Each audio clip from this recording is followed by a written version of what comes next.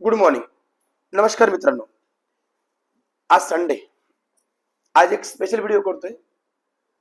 Food ॲडल्ट्रेशन act व अन्न भेसळ. सध्या महाराष्ट्रामध्ये आपण पाहतो तुकाराम मुंडे साहेबांनी हा कायदा समोर आणलेला आहे, चर्चेमध्ये आहे आणि जबरदस्त काम चालू आहे त्यांच्याकडून. व अन्न भेसळ या फूड ॲडल्ट्रेशन हे खरं पाहिलं तर आपल्या मानवी जीवनाशी संबंधित घटक आहे. कारण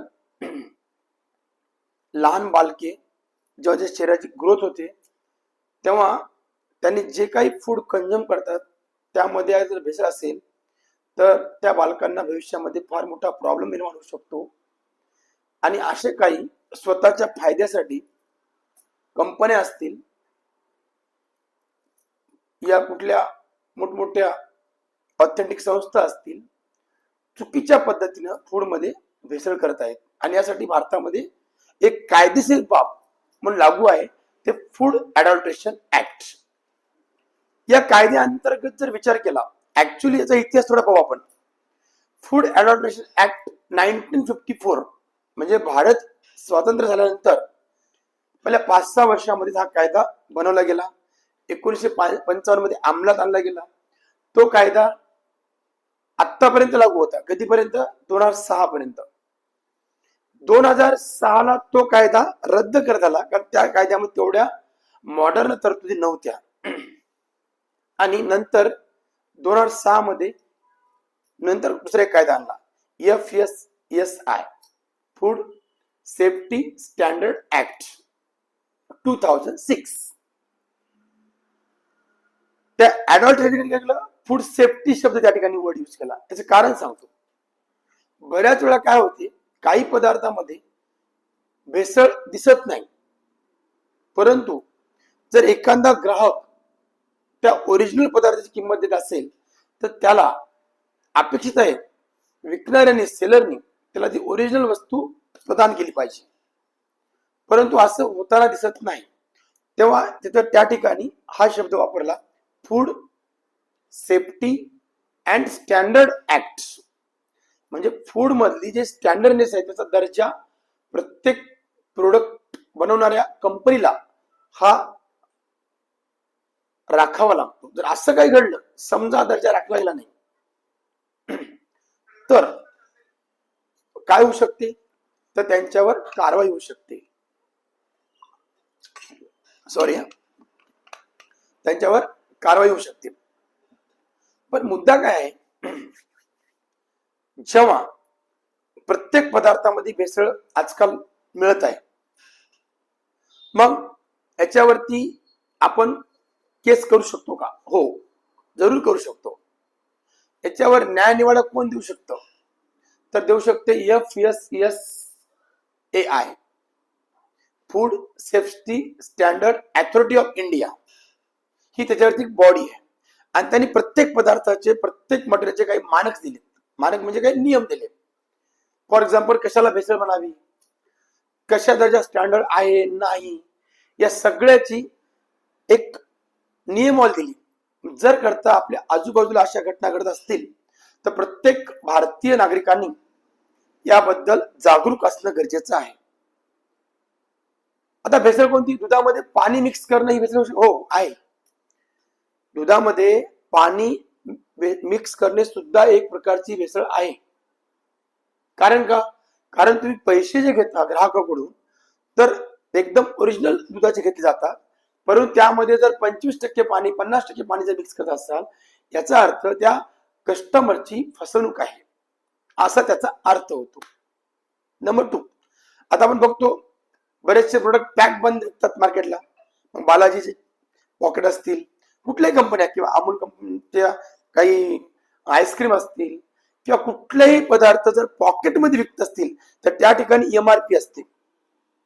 आता MRP काय असतं, तर मॅक्झिमम प्राइस असते ती. म्हणजे एखादी कंपनी जेव्हा ते प्रोडक्ट बनवते आणि ती आपल्या डीलर थ्रू एक रिटेलरला विकते आणि त्या छोट्या शॉप मधून कस्टमर पण पोहोचते, तेव्हा त्या हायेस्ट त्या प्राइस पर्यंत ती दिली गेली पाहिजे, परंतु त्याच्या कमी सुद्धा विकली जाऊ शकते.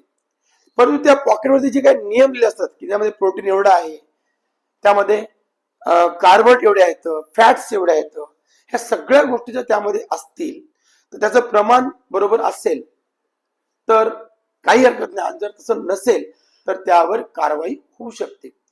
आणखी एक्झाम्पल, आपण सगळे ब्रेड खातो, ब्रेडच्या पॉकेटवरती लिहून असतं मॅक्झिमम त्याची लाईफ किती असतं, जेव्हा ते पॅक केलं जाते तिथून 2 दिवस किंवा 3 दिवस. त्यानंतर जर ब्रेड विकत असतील लेबल बदलून शॉपकीपर आपल्या फायद्यासाठी, तर तो त्या कस्टमरच्या जीवाशी खेळतो. हे सुद्धा या कायद्याअंतर्गत चुकीचं आहे किंवा दोषी आहे. त्याचबरोबर तुम्ही चिली बघता, चिली म्हणजे एक मिरची पावडर, त्यामध्ये विटकरचं पावडर मिक्स केलं जातं. कॉफीमध्ये चिकोरा नावाचा एक पदार्थ, चिकोरा नावाचा, की ज्याच्यामध्ये मिक्स केला जातो आणि कॉफी थोड्या वेगळ्या त्याचे फ्लेवर क्रिएट केले जातात, पण ते अक्षरशः टोटल भेसळ आहे. तुमच्या राईस मध्ये त्याच टाईपचे प्लास्टिकचे काही एकदम पार्टिकल्स मिक्स केले जातात वेट वाढवण्यासाठी. तुमच्या ज्वारीमध्ये किंवा तुमच्या सिरियल धान्य गहू असतील, या सगळ्यामध्ये काही ना काही भेसळ केली जाते. तुमचा बरोबर हिंदू धर्माचे जेव्हा सण येतात, खास करून दिवाळीसारखा सण, तर त्या ठिकाणी पेढे विकले जातात. त्या पेढ्यामध्ये मिक्स केलं जातं दुसऱ्या काही गोष्टी ज्या भेसळयुक्त आहेत. स्वीट मार्ट मध्ये ज्या ज्या वस्तू विकल्या जातात त्यामध्ये 50% वस्तूमध्ये अक्षरशः आपल्याला चेक केलं या स्टँडर्ड मानकनुसार तर आपल्याला आजही भेसळ मिळते, ॲडल्ट्रेशन मिळते. पण तेवढी आपली धमक पाहिजे, तेवढी आपली ताकद पाहिजे, नाही तर बाहेरचे पदार्थ बिलकुल खाणं बंद करायचं. प्रत्येक पदार्थामध्ये भेसळ आहे. आपण अज्ञानपणातून जाऊ द्या ना, काय फरक पडतो, परंतु त्याचा आपल्या आरोग्यावरती परिणाम पडतो, स्वतःवरती पडतो, परंतु आपल्या कुटुंबातील लहान लहान बाळावरती, लेकरावरती सुद्धा त्याचा निगेटिव्ह परिणाम पडतो. लेकरांची ग्रोथ होत नाही, मानसिक बुद्धिमत्तेची ग्रोथ होत नाही, म्हणजे फिजिकल मेंटल डेव्हलपमेंट होत नाही आणि भविष्यात तो सुदृढ नागरिक बनत नाही. म्हणून फूड हे सगळ्यात आपल्या जीवनाच्या आवश्यक असणारी गरज आहे. त्या ठिकाणी जर काही असा गुन्हा आढळला तर एक सजन नागरिक म्हणून आपण लगेच ऍक्शन घेतली पाहिजे, त्याच्या अगेन्स्ट मध्ये कंप्लेंट केली पाहिजे, किंवा त्याचे जिथं कुठे प्रयोगशाळा असेल, लॅब असेल, त्या ठिकाणी टेस्टिंग करून घेतलं पाहिजे. आता जर कसं असं आढळलं तर त्या व्यक्तीला 10 वर्षाच्या वर शिक्षा आहे.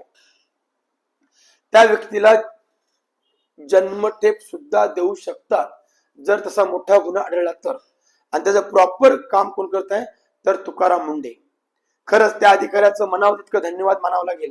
तसे इमानदार अधिकारी जर निर्माण झाले तर आपल्या सगळ्यांनाच न्याय मिळू शकतो.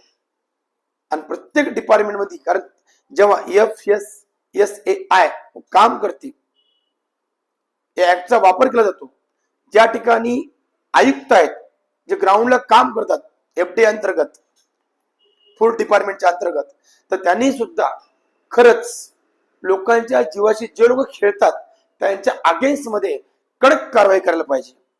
बाकी कुठेही चालेल, परंतु या ठिकाणी कॉम्प्रोमाइज करता येत नाही.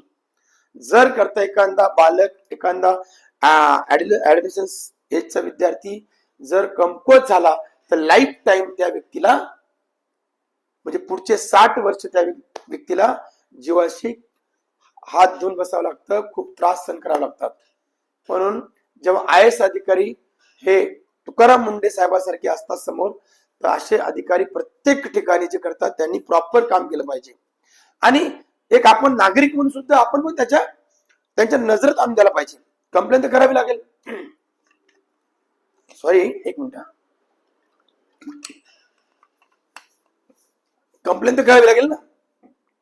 तर म्हणून फूड सेफ्टी स्टँडर्ड ऍक्ट 2006 हा आपल्या अकॉर्डिंग टू स्टडी किंवा आपल्या विद्यार्थ्याच्या अभ्यासानुसार या सायन्सचे विद्यार्थी म्हणून, खास करून बायोलॉजीच्या विद्यार्थी म्हणून, या सगळ्यांना हे माहिती पाहिजे की हा ऍक्ट 2006 ला लागू झाला आणि याच्यावरती जर काही आढळलं तर याच्यावर पूर्ण नियंत्रण करणारी जी बॉडी आहे ती आहे food safety standard authority of India.